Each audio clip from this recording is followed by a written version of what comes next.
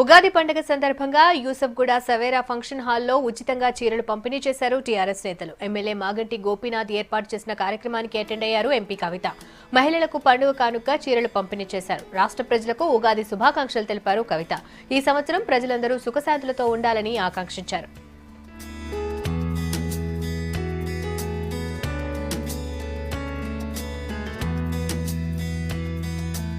ఆడబిడ్డలందరికీ కూడా ప్రత్యేకంగా నా నమస్కారాలు తెలియజేస్తా ఉన్నాను.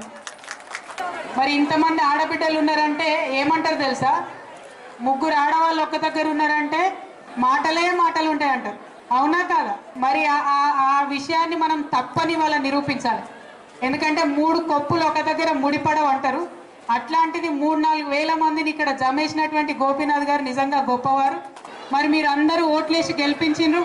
మిమ్మల్ని అభివృద్ధి చేయాల్సినటువంటి బాధ్యత కూడా మా మీద ఉంటుంది. కాబట్టి ప్రతి ఒక్క పనిని బాధ్యతతో నెరవేర్చడానికి మేము ముందుకు వస్తా ఉన్నాం.